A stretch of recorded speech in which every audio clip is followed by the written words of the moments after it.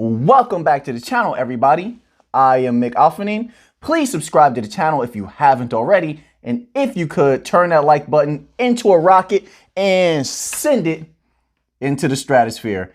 So before I get into today's topic, I posted a poll on the channel. YouTube likes me, so they're letting me post polls now. And the poll said, today, do you think Alphanin, A, called U.S. Federal Reserve about CBDCs, B, called Vice President of Boston Federal Reserve about CBDCs, and C, called the Assistant Vice President of Boston Fed about CBDCs, or D, all of the above? All right, well, 4% of the people thought that I just did A. 4% of the people at this current time with 56 votes thought I only did B. 7% of the people selected C, thought I only did that. The correct answer is I did all of the above. I did. I'm going to post the phone call log so you can see.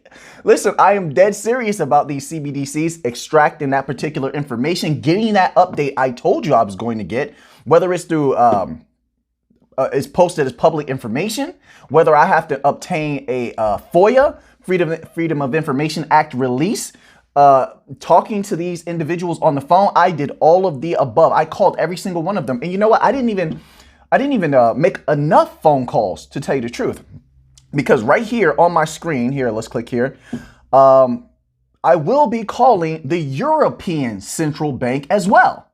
I have it right here. The contacts for ECB banking supervision +4 969 134 7455. I will be calling them as well to ask questions. Now, today, let's go here.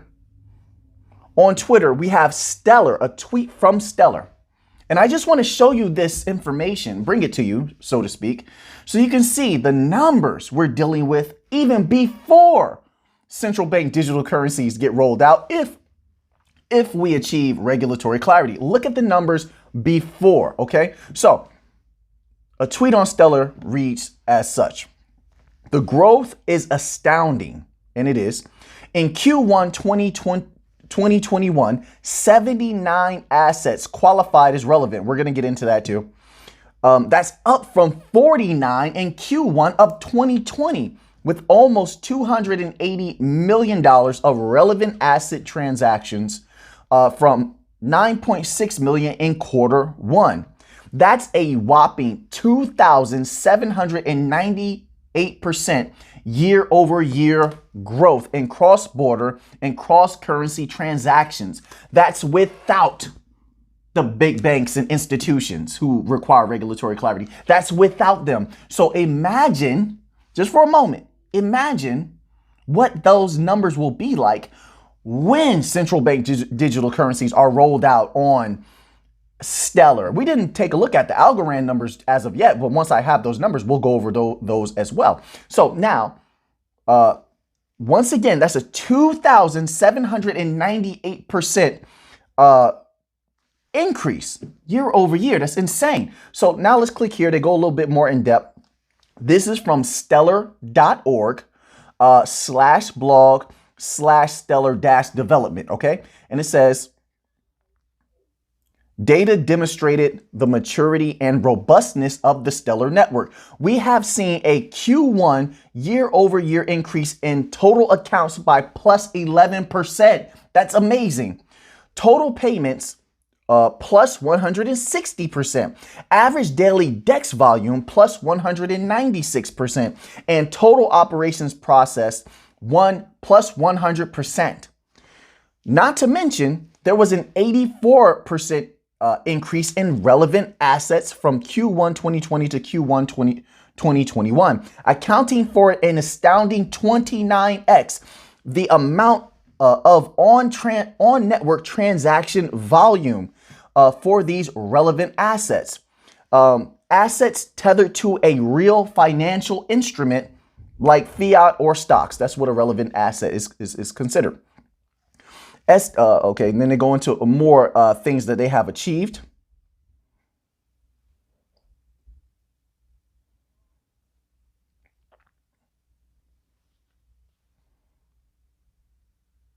So here is another article from resources.stellar.org, and it reads as such. Network stats to measure and assess the growth of network over time. SDF has established a select group of metrics to track through 2021 and compare year over year to their 2020 equivalents. Total accounts, total payments, and average daily decentralized exchange volume and total operations processed.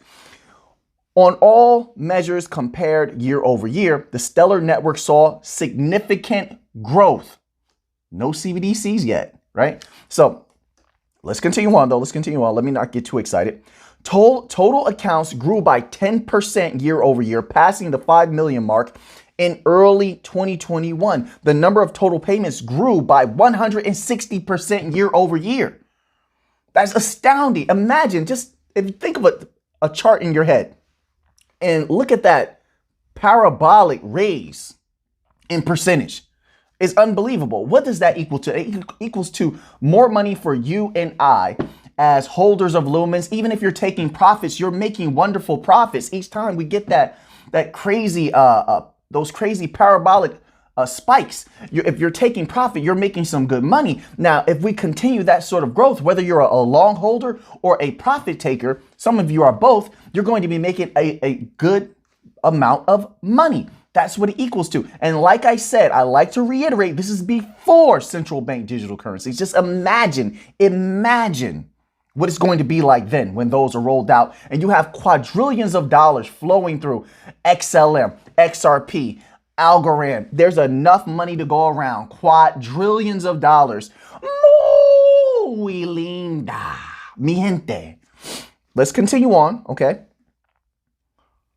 So the number of total payments grew by 160% year over year, with 24.8 million payments made in Q1 of 2021 compared to 9 million in Q1 2020. That's an insane increase. Insane. Let's continue on.